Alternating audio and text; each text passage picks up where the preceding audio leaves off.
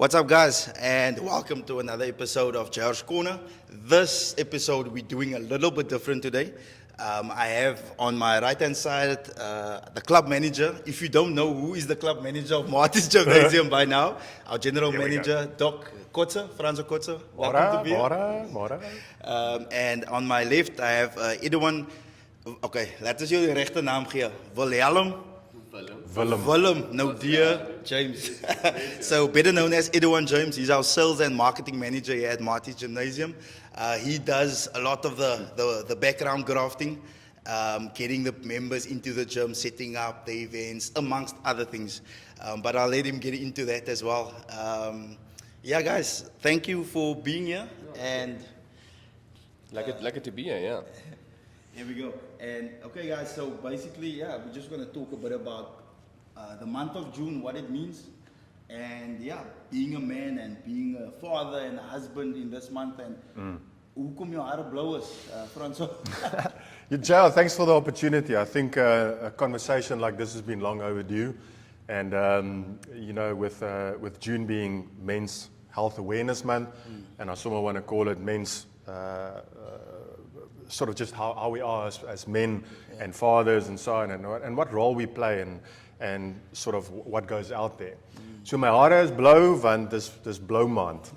You know, it's Men's Mental Health Month, and I decided not to have the little blow strickie, because if you have a blow strickie, you know, people don't have a conversation with you. Oh, yes. But then ever since I got my hair turned blue, I've had so many different conversations with so many different men asking that specific question. Yeah. And I think it is just enlightening to finally say, you know, it's about men's mental health, and it's about men's health and what it means for me. Yeah.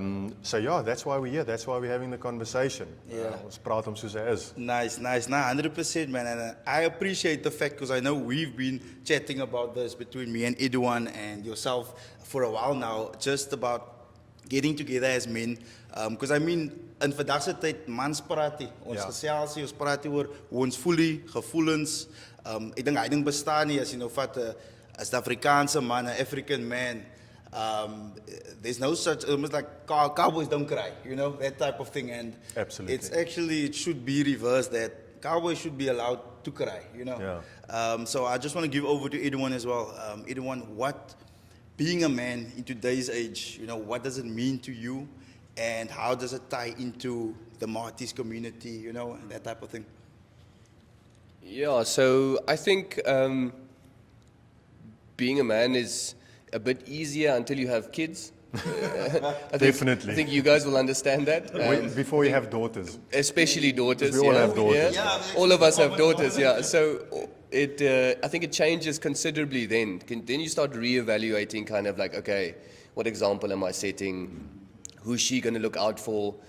What man is she going to choose one day? Those type of things start playing through your head, and then panic sets in, and you think, oh, what did I do wrong? And you think about everything you've done, and you think, oh, what are we going to do now when she brings this light here?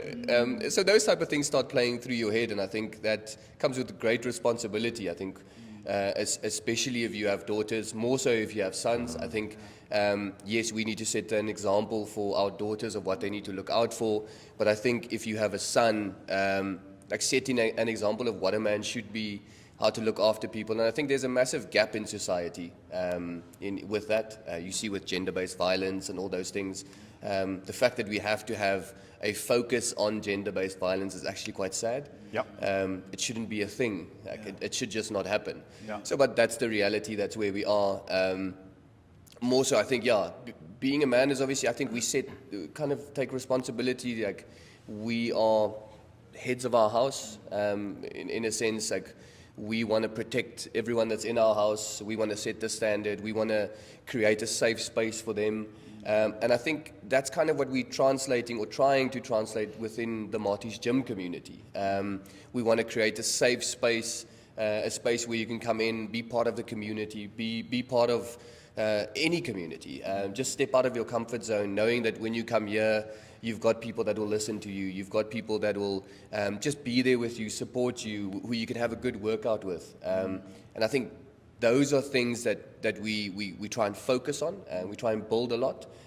So I think we've had the discussion and said, like, if you don't want to have a rough Friday night, just make sure you come and do Super Saturdays on a Saturday morning. Which then, you know, I can't come there with a babalas because it's not going to be that much fun. So it's that accountability, but then you get there, you're also part of a community. You're part of that team, part of that group. And we all interact together. We have a coffee afterwards. You become part of that community where we look out for each other, and that's kind of what we want to create here.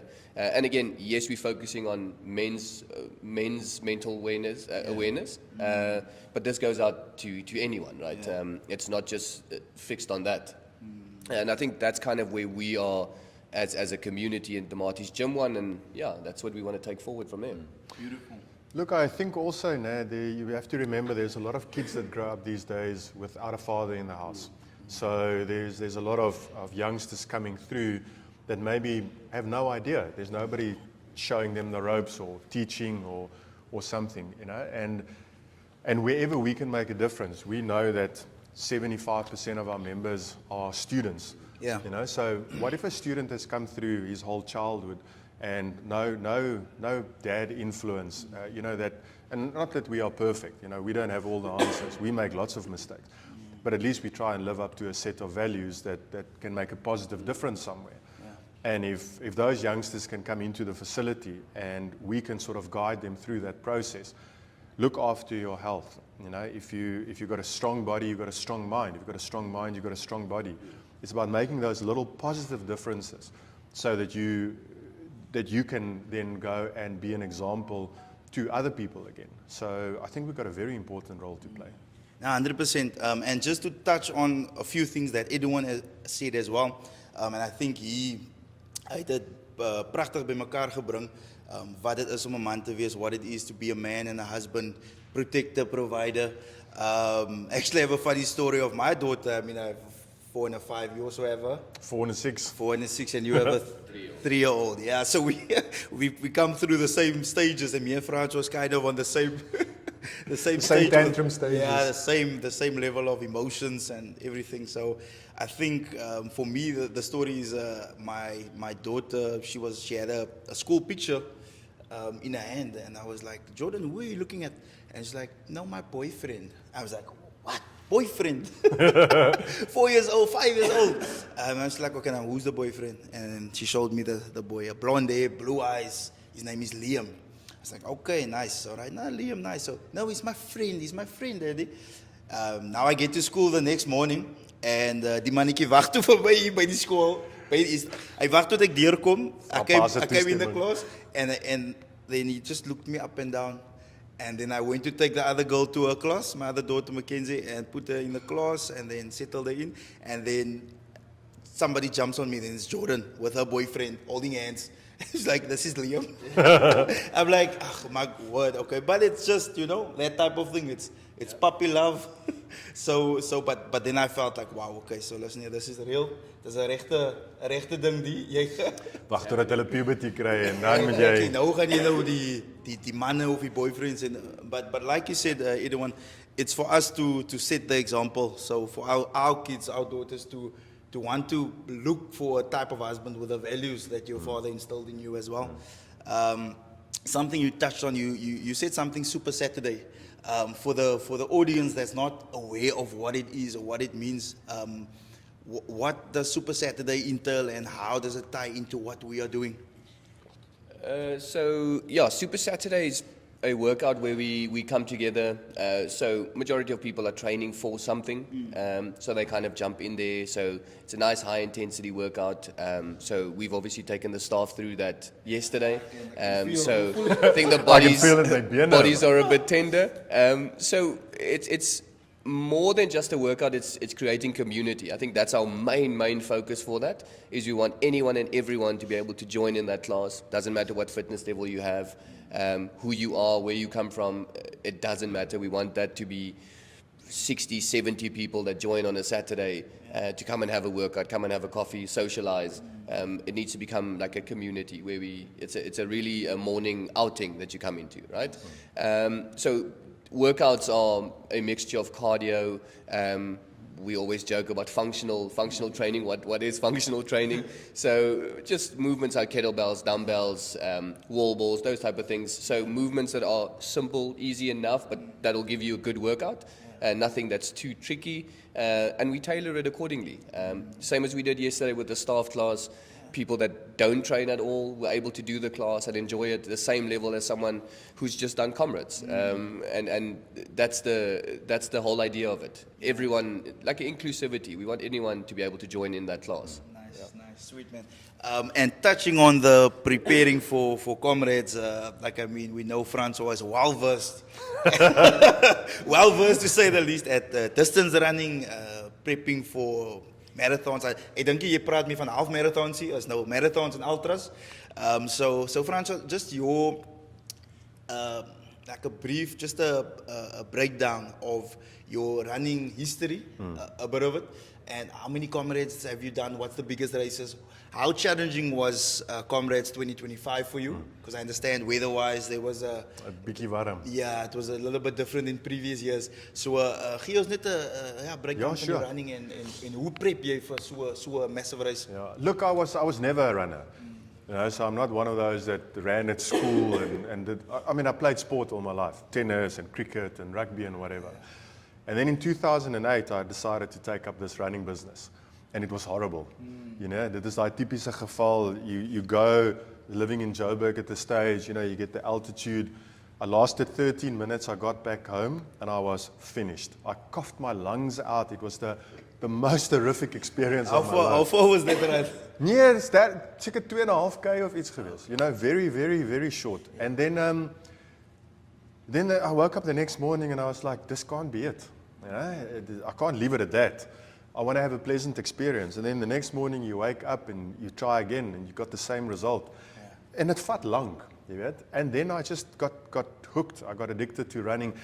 Running for me is, I always say, when I start a marathon or an ultra, you can give me the world's problems. By the end of it, I'll solve most of it for you. Want jy kan lekker dink, you're in nature, you can have a conversation, you have time to process your thoughts. En ek dink daai mental aspect and the mental positivity en so aan is vir my groter aantrekkings as die fisiese uitdaging. I mean, your body, you would know as well, both of you, I mean, you played provincial rugby, your body's capable of doing a lot. So running a marathon becomes a habit, en dan soek jy 'n ander uitdaging. En dit is nie noodwendig 'n fisiese uitdaging nie.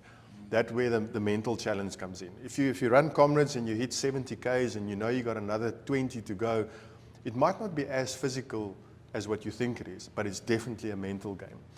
En dan gaan jy maar net een na die ander en een na die ander en yeah, I love it. I mean, I try to stay away because I thought, okay, I've done 10 Comrades, I'm not going to do it again. Gaan ek maar weer terug en dan is daar nog eenetjie. So it's so stimulating. And I think everybody that needs to start off somewhere, whether it's Super Saturday, gym, going for walks, cycle, swim, whatever it might be. The first, how long, week, 2 weeks, 3 weeks, it's never enjoyable. There's nooit lekker nie. Maar dit is wanneer your thoughts determine that emotion that you're going to feel. And that emotion will ultimately dictate your behavior.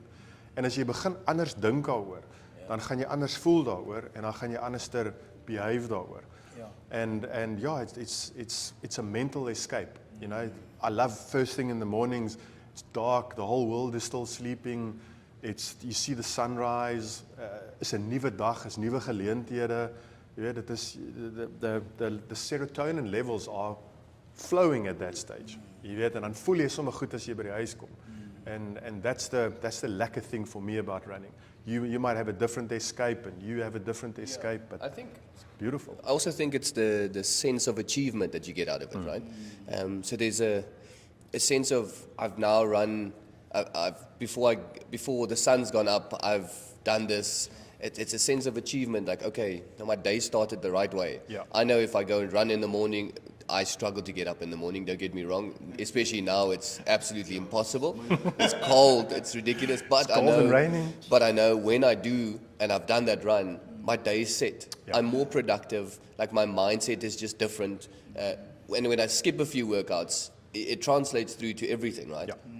I feel lethargic. I don't feel focused.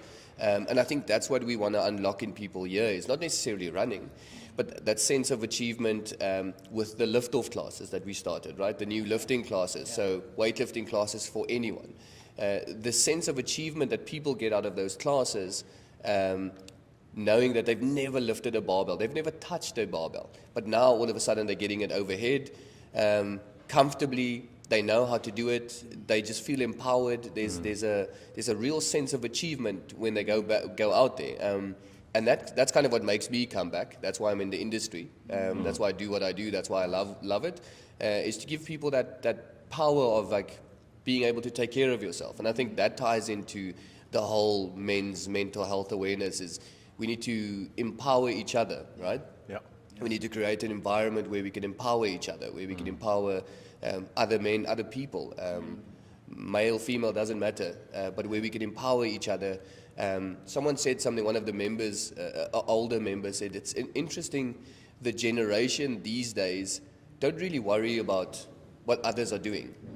They're not very judgmental. He's like, I'm still of the age where I don't want to do something awkward that people are going to see and laugh at, and where the society now is like, doesn't matter. Do what you need to do. What makes you what works. True. And that's kind of what we need to keep on building, right? Come in, do what you need to do. If you're standing in front of the mirror with 2 kg dumbbells, doing your flies, You there. what difference does it make then someone doing it with heavy weights? It doesn't matter. It should be the same thing. And I think that sense of achievement and sense of belonging is what we are after. Yeah. And I think once we get that spot on, that'll create the space that we need. Look, I think it's also important to know that, on that note, that your value is determined by yourself. It's not determined by anybody else. And your worth is determined by yourself, who you are as a person. And I think the world out there is a hard place, let's say it as it is. Yeah. And there are so many people that can judge and be critical and whatever. And you can imagine now if your self-worth is dependent on somebody else's opinion of you. So if I use 2K dumbbells and somebody else think I'm weak or a beginner or whatever, that doesn't determine my worth. As you said, I'm here, I rocked up, I'm doing my bit, I'm making a positive change. And I think young adults need to remember that as well. Once again, in the university system or courses or whatever, you always try to fit in, right? But most of the time it's a negative fit in. Somebody owns gaan dop and gaan dit and gaan dat. Yeah, everything's got a place, it's about balance. But at least know that if I come to the gym, I'm going to start feeling better about myself. I'm going to think better about myself. Whether somebody else think so or not, it doesn't really matter because you're doing this for yourself. And if you guys know, for your families as well, I'm a better person if I go for a run at least, I don't know, ever so often. Yeah. Ja, dis nie, as jy my wil grumpy hê, moet jy vir my sê, vir 2 weke mag ek nie 'n toon op die teer sit nie. Then I don't appreciate that. But yeah, you're a different person. Now, beautiful. Okay, there we go, Ed. Thank you so much. All right. Thank you very much. Bring je koffie volgende keer weer. What you said in terms of the students and the student stress, for you as obviously thinking back to the days when you were studying, what was a few keys, just before we wrap up, a few keys that assisted you when you read the books and try to find that balance? Look, yeah, it's not always easy. I don't think we have to tell each other that elke dag gaan 100% wees nie. But when I studied, I worked part-time at Health and Racket as a fitness instructor. Yeah. And, you get paid to do what you like and so on. And obviously when you're a student, pocket money is always good. But what I found is that, or what I found at that stage is if I trained and I looked after what I put in my mouth and my fuel, my concentration was a lot better. My focus was a lot better. And it helped me study a lot better. Dit is, as I said, I love mornings. Ek kan in die oggend opstaan, kan gaan oefen, and then I can hit the books up until 5 o'clock in the afternoon, but then I'm done, But it was just, your attention span is so much better if you look after your physical wellness and health. You have to. You have to. Yeah, no, wonderful. I think the last thing that I actually want to just touch on is strength as a person, as a student, as a member of the facility, as anyone that's listening to this, like, because strength physically is obviously the amount of weight that you can push or how fit you are, how far you can run. But mentally, what I feel like your strength is actually in your weakness. How you draw from that strength and how you're able to in a space where you're not feeling so well. So we were talking about that even in the work environment. If you come in and you're not feeling good, how do you pick yourself up? So I think like the way I see it, and I was just something I thought about, pondering on was your personal strength. How I think that determines more strength. I see that more as strength than you being able to squat or bench X amount of weight. Look, I'm getting older anyway, so for me, my strength I know is doesn't dipping. seem that way. The grey's out, That's why the blue probably is more pronounced now. Beautiful. But it's I think it's where you draw your strength from. I love to think that I draw my strength from values. Family is definitely important, and when you got a purpose, need to look after the kids and need to provide for them.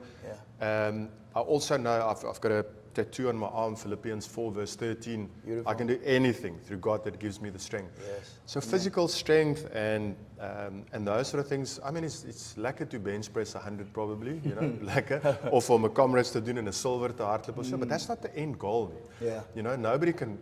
My daughters always ask me, Daddy, did you win, Comrades? No. Not You even have a close. medal, so you won. I have a medal, so they think I won. But it's interesting that our world is so conditioned to only celebrate champions. Wow, that's profound. Yeah, 100%. And I found as I said, the 6 and the 4-year-old. Yeah. They race down the stairs, I'm the winner. Yes. They race to the car, I'm the winner. Ah. And that is sort of what society expects of us, and it's lekker to win, don't get me wrong. Yeah. Lekker to win a World Cup and the Proteas win the Test Championship and you win Wimbledon. Oh, yes. But ook that second normally gets forgotten about. Yeah, As jy nou vra wie teen, miskien nie nou nie, wie teen Alcaraz in die final gespeel van die French Open. That Italian oukie. Oh, yes, yeah. Or next year you would have forgotten. Ah. And I think that's not always the right thing in my mind. Yeah, It's not only about who's the strongest and who's the fastest and who's the whatever. It's not important. It's your own race. Wow. And I think we should always remember that. Ons stap ons eie pad. Yeah. And Stephen Bartlett always says, if you've got 100% to give, you give 100%. Yeah. But if you've got 50% to give and you give 50%, you're still given 100%. Almal gaan op en af. Yeah. You have good days, you have bad days. Sure. But I think be open about when you have a bad day. There's nothing wrong in saying, ek is bietjie deur 'n dip vandag. I think we spoke about it earlier. Yeah. When you got a physical injury, Oh, yes. jy nou rugby speel of wat ook al, jy het jou arm gebreek. Yes, you got stories to tell about. Yeah. You can almost brag and sign it or whatever. But when you feel a little bit down emotionally, dan steek jy dit weg. Oh, yes. Jy weet, ons wil nie daaroor praat, want dis dan swak. Yeah. So I don't think we should see strength and weakness in the traditional way of strength, and as jy praat oor issues wat jy het, then you're weak. Yeah. You're still a strong person. Yeah. You're just having a bad moment. Sure, powerful. I think on that note we can actually wrap it up. There's something that I was actually telling you on the other day about. It was also just about somebody spoke something about the winning. Yeah. So like you say, you're winning, you're the winner. So that's that makes you the champion. But winning is the whole process. Yeah. It's not the fact that you won the Gerda won the Comrades. Yeah. The fact that everybody that competed, even if you didn't make it, that's part of the winning process. Yeah. Bruce Fordyce said it so nicely in his commentary as well. Every person that rocked up there on the day is a winner. Oh, yes. Because it takes 6 months at least yes. to prep for it. Yeah. So you won most of your mornings, you won most of your afternoons, 100%. whenever you ran. You probably won from a nutrition perspective. Yeah. You won from a respect perspective, or your own sense of achievement or Yeah, something. you're part of the 1% that actually decided, even if you just entered and got there. And, that's amazing. But I think also if your goal is to run a 5K, jy weet, jy hoef nie die Comrades en die You're winning. wat ook al nie. You've done your 5K, and I think the value of a medal is sometimes underestimated. Hierso is for your participation. Yes. Well done that you've done this. Yeah. Irrespective of if you won or not. Yeah. Jy's hier, Sure. you're not a couch potato. You made a conscious decision to better your health. Yeah. and you can get the reward for it, no problem. Yo, wonderful man. Francois, just want to thank you. JR, baie dankie. Baie Dit was dankie, lekker man. geweest. Long vir 'n chat. overdue. Ja, ja, Long ja. overdue. I think this could be definitely one of something that we could work on and Yeah. continue. We can talk about this the whole day. 100%. Definitely Thanks for talking the about this. opportunity. Thank you for taking your time out of your busy day. As a club meeting. Vrydag is leidag. Anyway. Lastly, I just want to invite our audience who's never been at Marty Gymnasium. I always like to say the best facility in the Western Cape. Yeah. Definitely, hands down. Yeah. We're not going to talk about our competitions. There's We no don't have. But yeah, you're welcome to come try out Marty Gymnasium. Please do. And yeah, that's George Corner, Marty Gymnasium. Thank you so Thank much. you very much. Here we go. Lekker.